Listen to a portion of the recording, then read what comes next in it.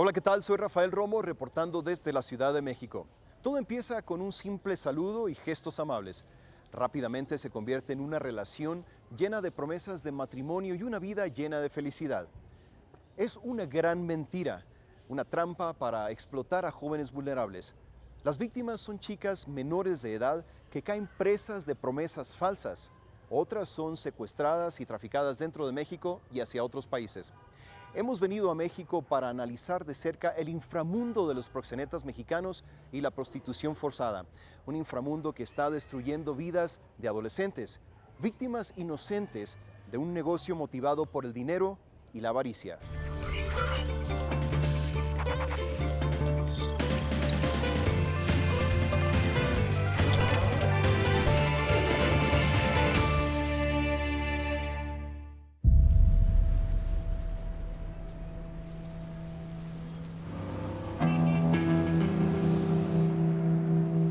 Comienza un nuevo día en la Ciudad de México.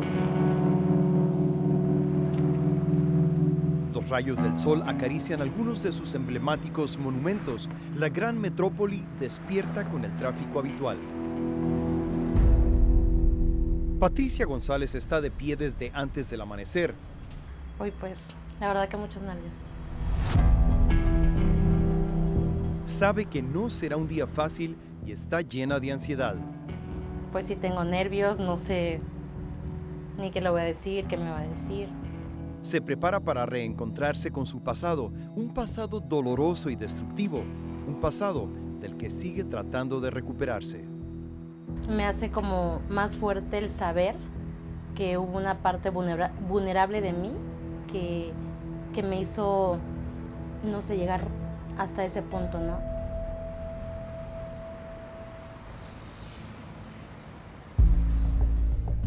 Esa misma mañana, pero en otro lugar de México, hay un hombre que también está nervioso y lleno de ansiedad. Un hombre que reflexiona sobre el pasado y los errores de juventud por los que casi termina pagando con su vida. Por la ambición de querer tener el poder económico, mujeres, significaba ingresos, significaba mercancía. La historia tanto de ella como de él empieza en un pequeño pueblo de provincia, un pueblo como tantos otros en la República Mexicana. Ocurrió hace 6 años.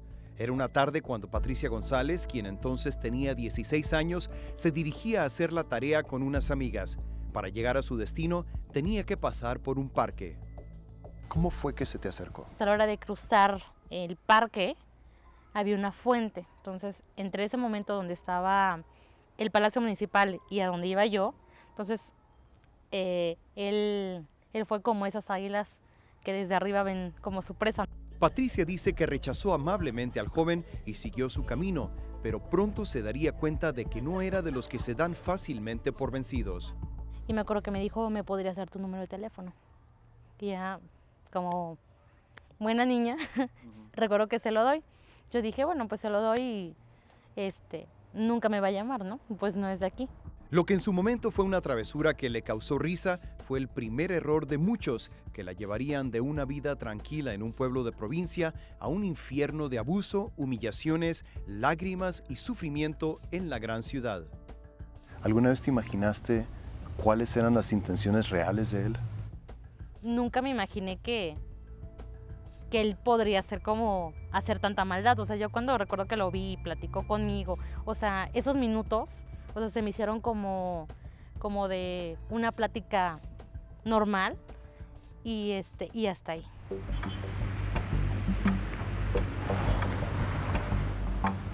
Son miles de jóvenes que año con año caen víctimas de una trampa que destruye vidas e ilusiones, una trampa motivada por el dinero y la avaricia. Según un estudio del Senado mexicano, las estimaciones más conservadoras ubican el número de niños y niñas sometidos a esclavitud sexual entre 16,000 y 20,000. En la mayoría de los casos que CNN investigó, hubo promesas de amor eterno, matrimonio y una vida de lujos y felicidad. En todos los casos, las promesas resultaron ser falsas, parte de una estrategia para enamorar a jóvenes vulnerables y apoderarse de su voluntad, como sucedió con Patricia González. Él fue hasta mi casa y fue a traerme para llevarme a Puebla supuestamente a su casa a festejar su cumpleaños. Y pues ya estuve 3 días ahí en su casa. Entonces su familia me trataba de maravilla, me trataba como hija, bueno, todo era como de cuento, ¿no? Y al segundo día, él recuerdo que me dijo, ya no regresas a tu casa. Te estaba proponiendo matrimonio. Esa noche él me lo propone y yo le dije, pues sí, nos casamos, todo, ¿no? Para una chica criada por su abuela sin conocer a su padre y que no vivió con su madre hasta unos meses antes de conocer a su pretendiente, la nueva relación significaba una estabilidad de la que nunca había disfrutado, una embriagante felicidad que le impedía ver el peligro en el que estaba. ¿No sentiste que era un poco extraño que se acababan de conocer y que ya te estaba proponiendo matrimonio?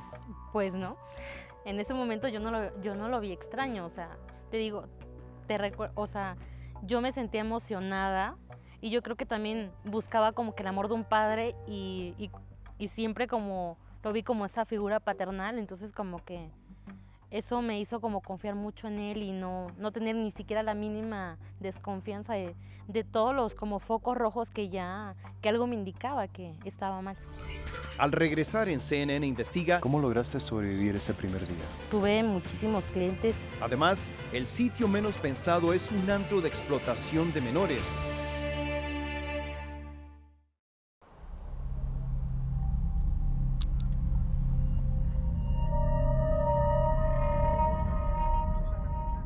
Es casi la 1 de la mañana en Toluca, la capital del Estado de México, cerca de la capital mexicana. Un contingente de la Policía Estatal se dirige a toda velocidad a un sitio donde supuestamente opera un burdel en forma ilegal. ¡Es la policía, abre la puerta! Al llegar, los agentes dicen comprobar que efectivamente el burdel está fuera de la ley por no contar con permiso para operar, por actos de prostitución prohibidos en el Estado de México y especialmente por forzar a menores a prostituirse.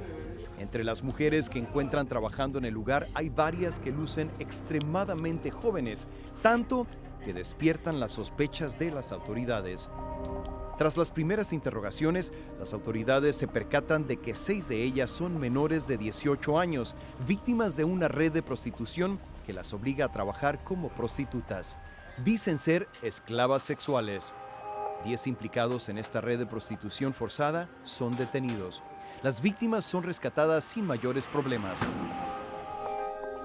Sin embargo, el camino hacia la recuperación y reinserción social es largo y lleno de tropiezos, como nos cuenta Dilcia Samantha García, subprocuradora del Estado de México que lucha contra la trata. En un primer momento, pues no suelen ser conscientes de que están siendo víctimas de un delito, ¿no? Porque las formas en las cuales se les somete muchas veces les impiden darse cuenta que están siendo afectadas. Entonces tienen que pasar por todo un modelo de intervención. Esta es la otra gran tarea que tiene la Fiscalía de Trata de Personas.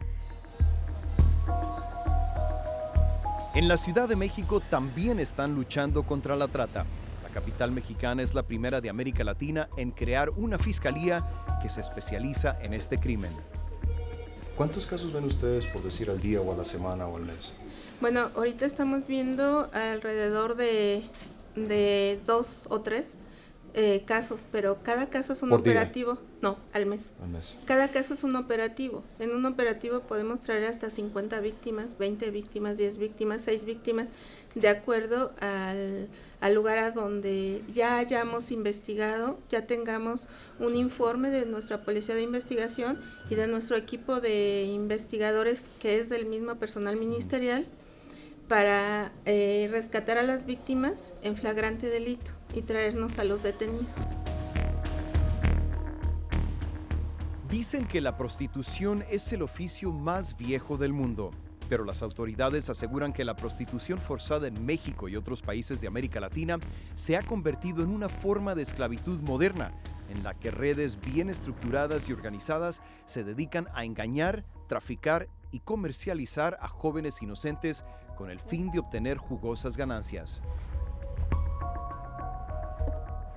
Es casi imposible determinar cuántos menores son víctimas de trata aquí en México cada año. Algunos activistas de derechos humanos dicen que la mayoría de la población prácticamente ignora el problema y muchos casos nunca se denuncian. Según la Comisión de Derechos Humanos de la Ciudad de México, actualmente podría haber hasta 70,000 víctimas de trata aquí en México. Algunos estudios indican que de esos 70,000 menores de edad, entre 16,000 y 20,000 son sometidos a esclavitud sexual en todo el país. Fronteras como Tijuana y Ciudad Juárez y las áreas urbanas del centro de México parecen ser los focos rojos. La fiscal Bautista dice que parte del problema es que las redes de prostitución que trafican menores mueven sus círculos de influencia a medida de que las autoridades toman acciones para desmantelarlas. ¿Por qué?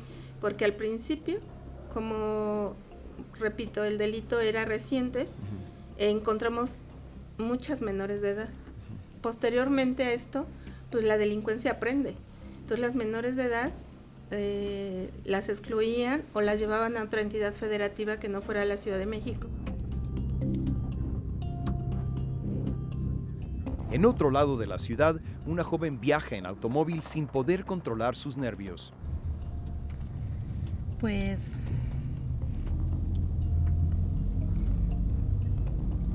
el solo hecho de pensar de que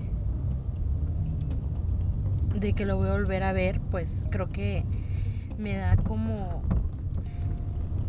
un poco de miedo, pero también... Es Patricia González, quien se dirige a una cita con su pasado, una cita que no la ha dejado dormir tranquila por varias noches.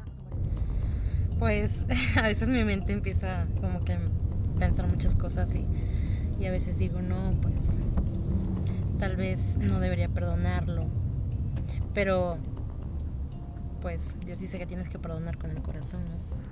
De repente calla. Los recuerdos vienen a su mente al atravesar algunas de estas calles donde le hicieron tanto daño. Una vez le llamaron a su casa y fue una chica. Entonces como que desde ese momento empecé yo a dudar, pero pues él sabía cómo convencerme a decir, oye, pues no es cierto, yo trabajo y todo, ¿no? Entonces eran cosas que sí eran raras, pero que yo no las veía. ¿En qué momento él finalmente te revela la verdad y te dice, esto es lo que vas a hacer, de esto se trata? Fue cuando ya estábamos aquí en la Ciudad de México. Una semana antes, él me había dicho, oye, mira, ya encontré un trabajo para ti. Me dice, estuve platicando con mi hermano y su esposa ya trabajó de acompañante en la Ciudad de México, me dijo, y dice que le va muy bien. Y le dije, pues sí, si gana muy bien, pues adelante, ¿no? Pero yo en mi ignorancia, yo acompañante, me imaginaba, no sé, acompañar a alguien, ¿no? Como a veces, no sé, acompañas a un amigo. Dice que fue la mujer del hermano de su novio la que finalmente le confesó la brutal verdad que le esperaba. Recuerdo que la primera pregunta que me dijo, ¿sabes poner un condón? Al día siguiente, ya estaba trabajando en las calles.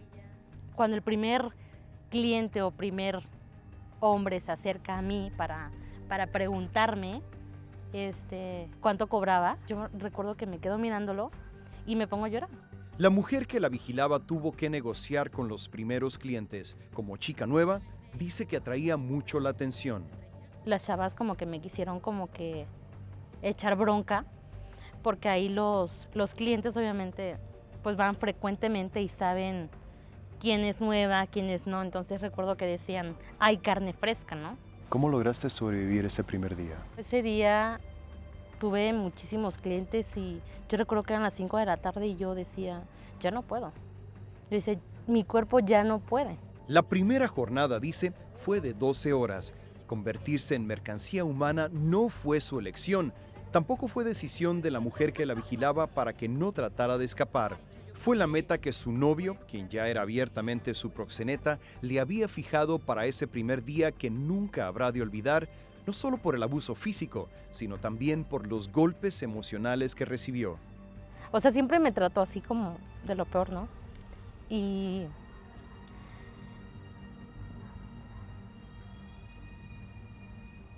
ya cuando va por mí, yo me acuerdo que yo le reclamé a él, porque yo le decía, oye, ¿por qué ¿por qué me haces esto, no? Pero él llegó con, o sea, súper cínico. Recuerdo que llegó con un ramo de rosas. Así me dijo, ay, mi amor, felicidades, lo hiciste súper bien, ¿no? Me acuerdo que cuando él nos fue a recoger, ¿no? Entonces, yo ese día, no sé, tuve como más de 40 clientes. Más de 40, porque le entregué más de 4,000 pesos, recuerdo.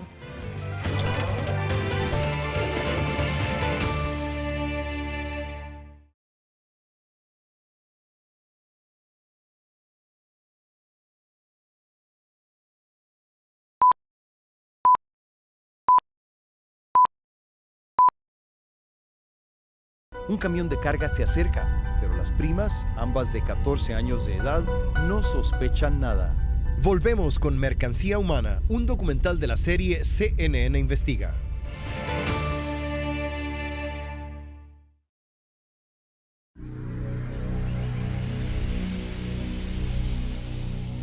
Recuerdo que yo le pedí permiso a mi mamá para ir a la fiesta ya desde un día antes. En un pequeño pueblo del centro de México, dos primas regresan de la feria al caer la noche. Mi mamá me dijo que no, pero en ese entonces yo era como algo rebelde y no sé, decidí desobedecer a mi mamá, le dije a mi prima, ella hizo lo mismo, nos fuimos a la fiesta, subimos a la iglesia, estuvimos ahí un tiempo. Apenas pasan de las 8, pero la oscuridad ya se apoderó de casi todo lo que las rodea. Un camión de carga se acerca, pero las primas, ambas de 14 años de edad, no sospechan nada. Íbamos tomadas del brazo. Yo lo único que recuerdo es que oí que alguien corría, yo volteo y no corrí, no grité, no lloré. Me pusieron un trapo blanco en la nariz y en la boca y ya no supe nada. Cuando yo desperté, estaba muy mareada.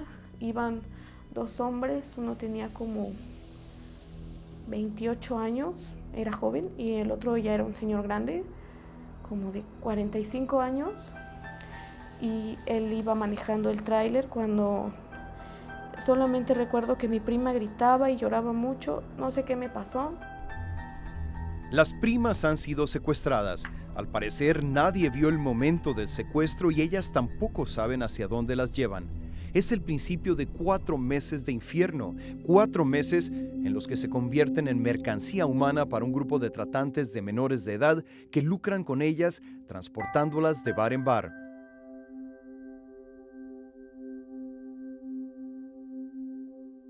La llamaremos Estrella para ocultar su identidad y protegerla, ya que algunos de sus victimarios aún no han sido arrestados. CNN ha verificado su testimonio con las autoridades, con grupos de derechos humanos que la protegen y con la otra víctima que fue raptada junto a ella. La cadena de esclavitud empezó con la venta de las adolescentes a una mujer que controlaba un grupo de niñas secuestradas como ellas. Me vendieron. Yo vi con mis propios ojos cuando ella les entrega el dinero, cuando el señor del tráiler se burla, cuando me meten a golpes, ella cierra la puerta y él se va. Mi prima no dejaba de llorar, todavía recuerdo que le lloró, se le hincó, pidiéndole que nos sacara, y desde ahí esa mujer empieza a abusar de lo que era en ese entonces una inocencia diferente a la mía, a la de mi prima. Para dos niñas que ni siquiera habían tenido un novio, la introducción al mundo de la prostitución fue un acto de barbarie. Se sale, vuelve a entrar con una botella de tequila, empieza a tomar enfrente de mí, metió a sus amigos, eran entre 18 y 20 hombres. El más joven tendría como 17 o 18 años y el más grande tendría la edad de mi papá. Fue el primero que empezó a abusar de mí. Ellos se turnaban para violarme, diciéndome groserías muy ofensivas para mí, y era peor que los animales, porque mientras ella veía y todos tomaban, uno por uno iba teniendo relaciones conmigo. Dice que sus captores las empezaron a prostituir en bares ubicados a orillas de la carretera, bares frecuentados por transportistas, choferes y hasta policías. Lloraba todos los días, le suplicaba a esa mujer que me sacara de ahí. Todos los días era asqueroso para mí llegar a un bar y acostarte como con 20 a 30 hombres diarios, con jóvenes, con señores, con viejitos, y no podíamos poner ni un pero. Antes de que todo esto te pasara a ti, ¿sabías siquiera lo que era una prostituta? No, porque tenía 14 años. Mi mamá nunca había hablado conmigo de tener relaciones, ni siquiera mi mamá me había explicado lo de la menstruación. Yo me cortaba mis piernas y mis pies, mis manos, porque yo ya no quería vivir y porque tenía mucho miedo. Cuando no hacías lo que ellos te pedían o no juntabas el dinero que ella quería, te pegaban. Y si seguías fallando, las niñas desaparecían, cada día desaparecían. Y yo tenía miedo de que algún día me pasara a mí. ¿Qué te pasaba por la mente cuando te estaba pasando todo esto? Yo pensaba que Dios me estaba castigando por desobedecer a mi mamá. Aunque parezca increíble, Estrella, a sus 14 años de edad, dice que no era la más joven del grupo. Asegura que una de las secuestradas fue una niña de segundo año de primaria. ¿Ella tenía solamente 8 años? 8 años. A ella la violaron. Y cuando ya estaba vestida para ya salir al bar, fue cuando ella pide ir al baño y es cuando le llama a su mamá. El error que ella comete es que le dice a esta mujer que ya la había llamado a su mamá, pero ella era de Tijuana. Entonces, para Puebla eran muchas horas. Cuando nosotros quisimos ver, la golpearon, la sacaron y a nosotros nos cambiaron de casa. Pensamos que un día iba a llegar la policía, pero nunca llegó nadie.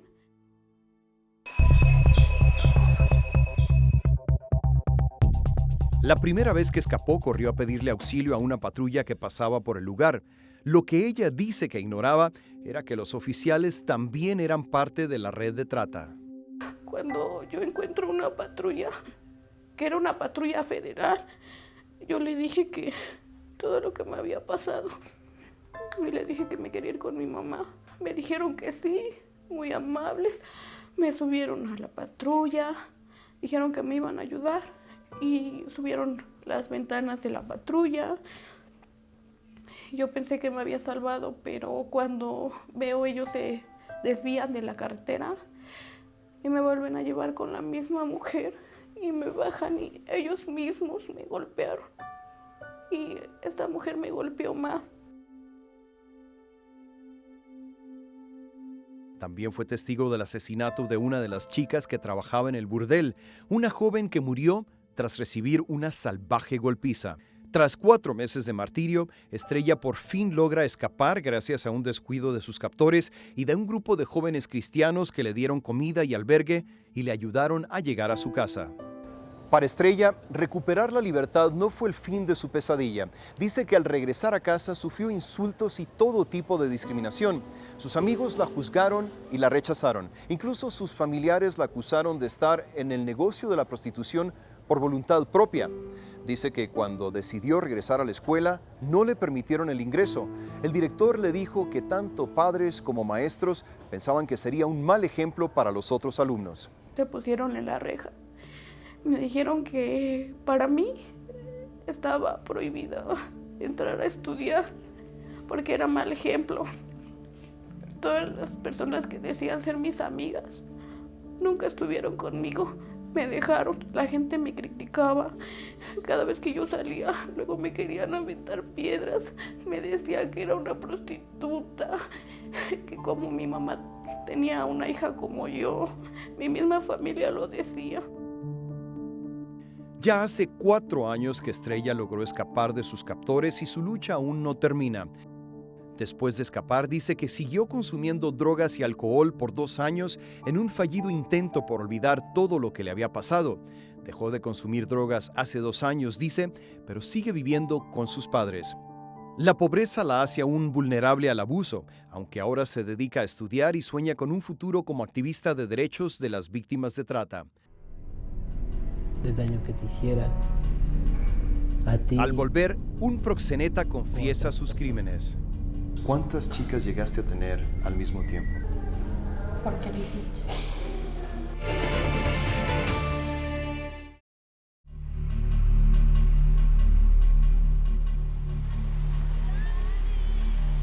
En un pueblo del centro de México hay un niño que está siendo entrenado para un oficio que lo convertirá en un hombre rico cuando llegue el momento.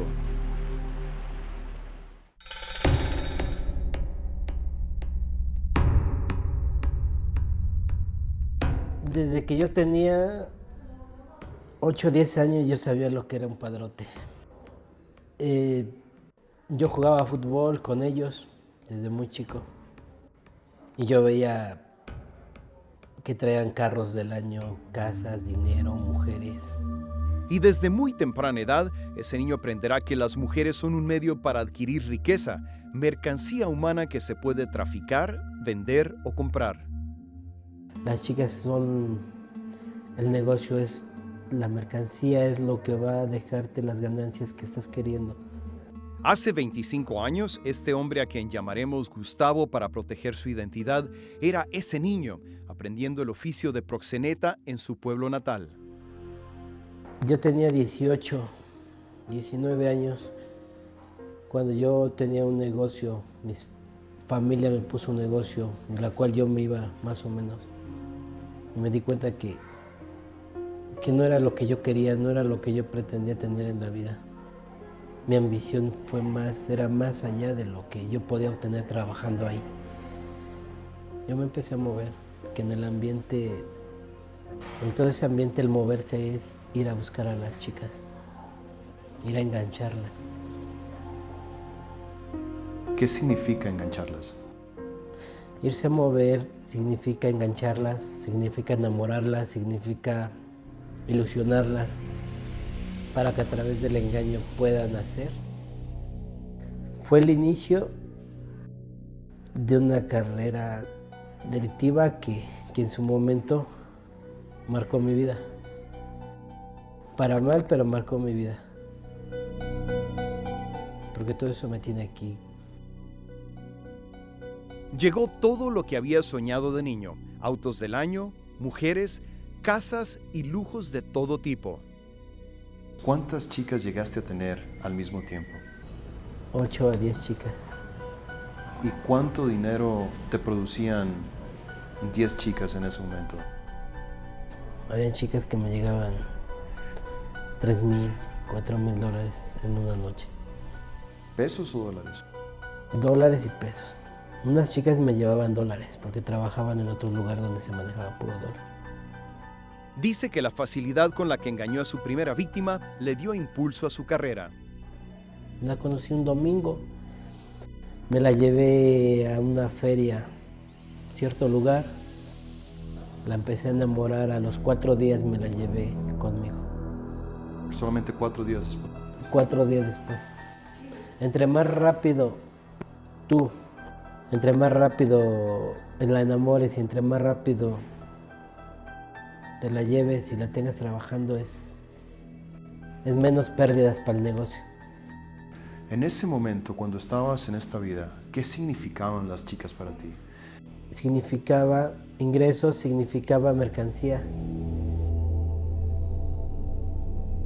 Mientras entrevistamos a Gustavo, en un cuarto contiguo, Patricia González espera con el corazón en la mano. Fue precisamente Gustavo quien la engañó cuando prácticamente era una niña, y fue precisamente ella quien fue rescatada en una redada que hizo que el exproxeneta fuera arrestado. 2 años después de caer en la cárcel, Gustavo encontró una nueva fe en Dios y desde entonces ha estado buscando la oportunidad de pedirle perdón a sus víctimas, oportunidad que por fin se le concede. La tensión es palpable. ¿Por qué lo hiciste? Porque yo estaba ciego por mi ambición, por el tener el poder, sin importar los medios ni cómo, sin importarme el daño que te hiciera a ti o a otras personas. Yo estoy consciente de todo el daño que te hice, pero sé que puedo remediar eso o tratar de remediar en algo. Borrarlo no, pero sí poder prevenir que muchas chicas no caigan o no lleguen a manos de un explotador o de un tratante, como llegaste tú a mí. Cuando pasó todo esto, te odiaba como no tienes idea. Pero después conocí ese amor sincero. Conocí el amor de Dios y eso me enseñó a perdonar. Finalmente, el momento del perdón. Y el que hoy yo diga, te perdono, no quiere decir que haya olvidado todo lo que hiciste. Pero sí puedo estar en paz conmigo misma. Para Patti, perdonar no fue una decisión tomada de la noche a la mañana. Ya hace 6 años que fue engañada y forzada por su ex proxeneta a trabajar como prostituta. Lo último que quería tras ser rescatada era volver a verlo. Pero recientemente, dice, se dio cuenta de que perdonar al hombre que le hizo tanto daño iba a ser parte del proceso de sanación. Fue una experiencia bastante buena, porque yo creo que no es solo el hecho de que yo hubiera dicho te perdono, sino que también creo que es importante siempre, yo pienso así, que escuchar que la otra persona que te causó daño se arrepiente y te diga perdóname, ¿no?, por lo que hiciste. Gustavo seguirá en la cárcel pagando una condena de 10 años tras las rejas por los delitos de trata de menores y prostitución forzada.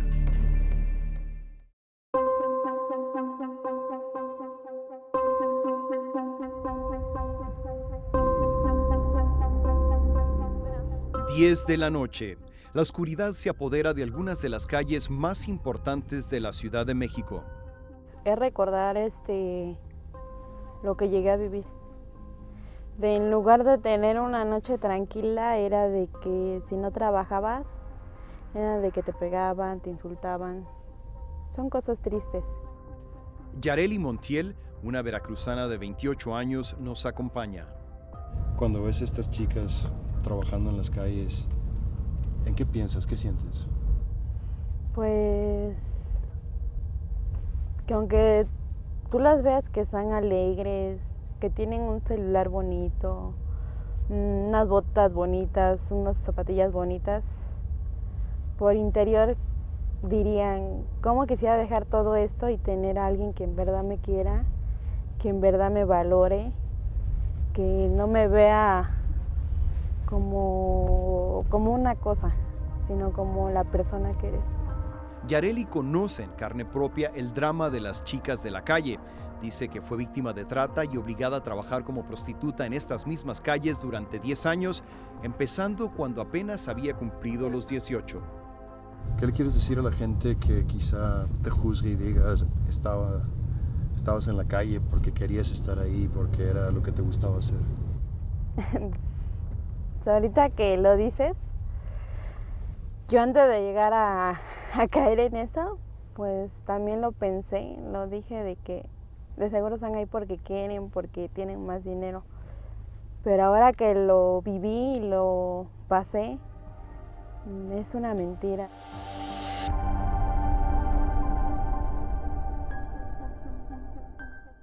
El Congreso mexicano aprobó en 2012 una ley que impone penas de entre 15 y 30 años de cárcel a quienes sean encontrados culpables de prostituir a menores. Pero una abogada de derechos humanos dice que los fiscales y los jueces se han tardado en implementar la ley porque simplemente la desconocen o porque tienen prejuicios contra las víctimas de trata, a quienes a menudo ven como si estuvieran en el negocio de la prostitución por voluntad propia.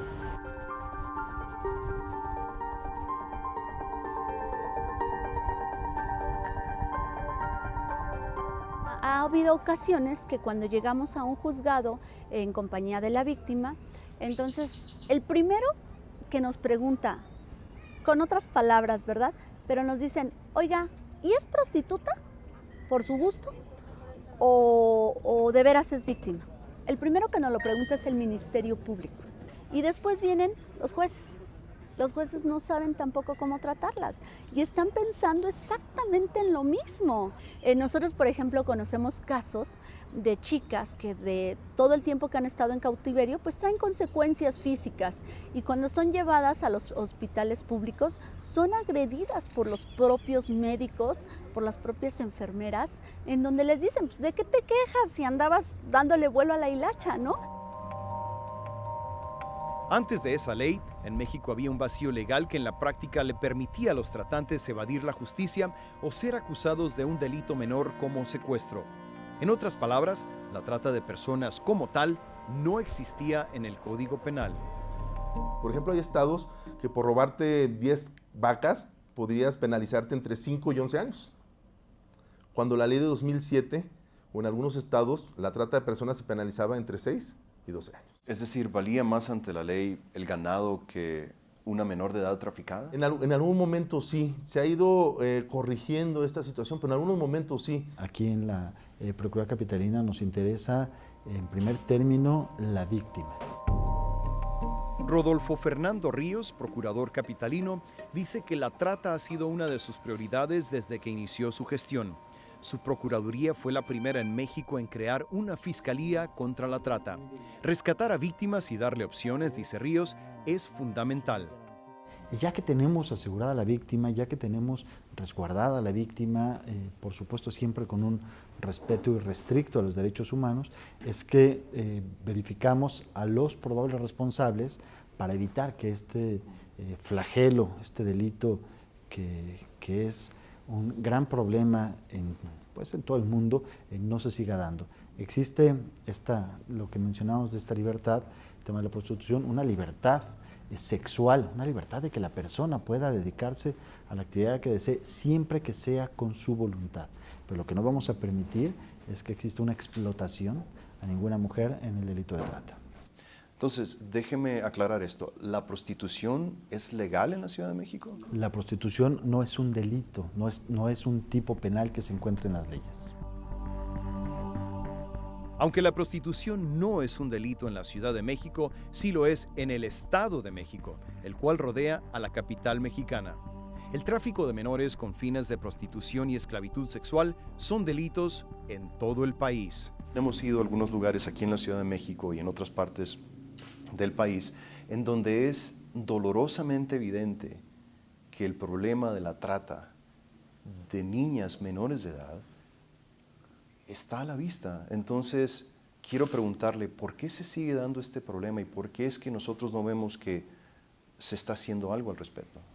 Nosotros, insisto, hacemos mucho trabajo de esto, hacemos muchos operativos, pero hay ocasiones en donde algunos lugares no tenemos conocimiento de dónde sucede.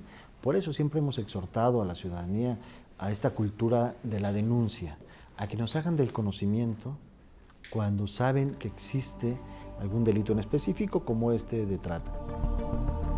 De regreso en las calles de La Merced, seguimos recorriendo la zona con Yareli Montiel. Danos una idea hasta donde puedas y hasta donde te sientas cómoda de cómo era tu vida. Pues será una vida muy dura.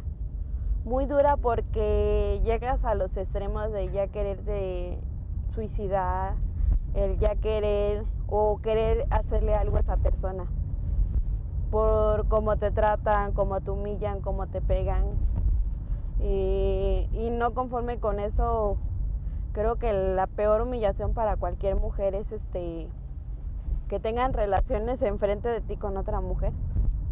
Cuando según a ti te decían que te querían, que te amaban, que se querían casar contigo y pues nada más te buscaban para que les dieras dinero, como una mercancía.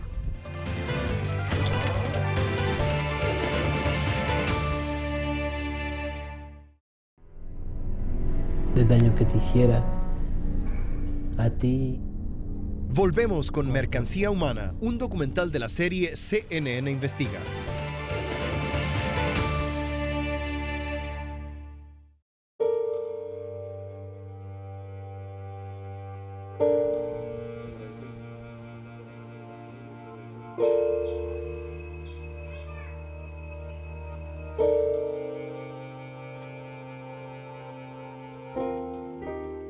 La lucha contra la trata en México tiene muchas caras. A veces se trata de dar una charla para concientizar a la gente de que la trata existe. Otras veces requiere firmar un pacto para tomar acciones legislativas. Y a menudo, esta lucha toma la forma de un abrazo para una víctima que ha recibido muchos golpes, tanto en el cuerpo como en el alma.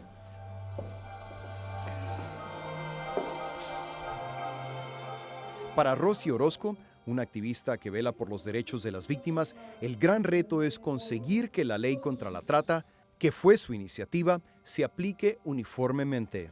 Y esta ley, que hoy tiene más sentencias en toda América Latina y España, tenemos 254 sentencias y pues hasta el día de hoy seguimos insistiendo a los estados de la República que armonicen.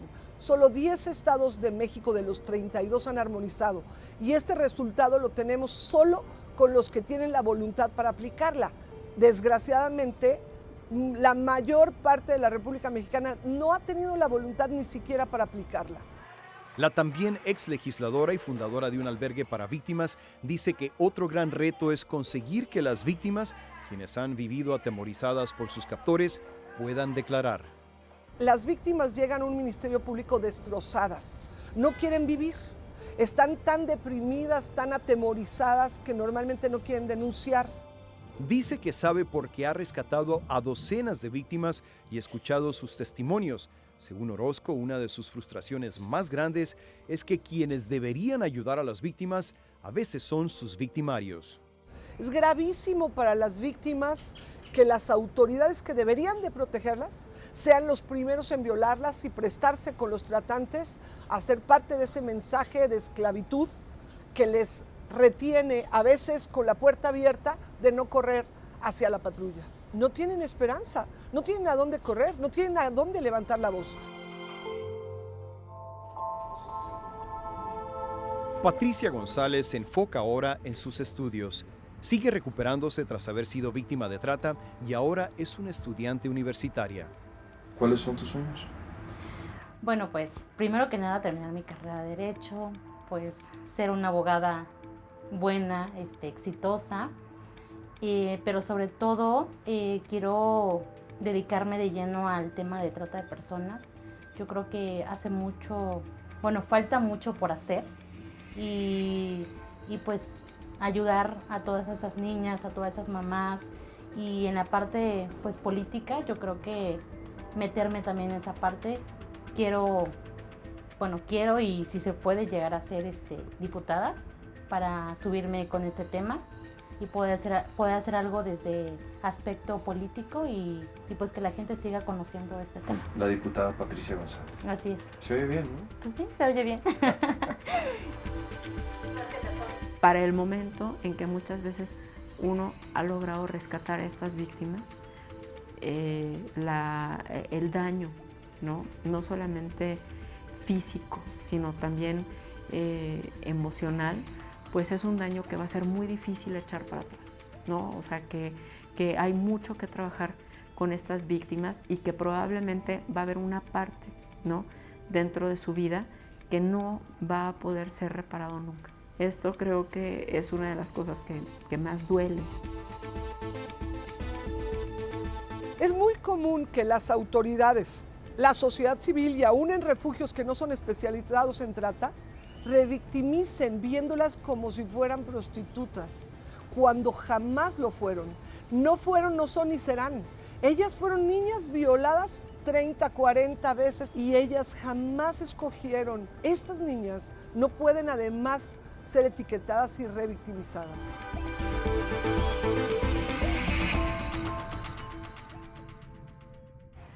Al final de este túnel de abuso y violencia hay un rayo de esperanza. Patty, la víctima de un proxeneta, estudia Derecho en la universidad porque dice que quiere ayudar y defender a las víctimas de trata.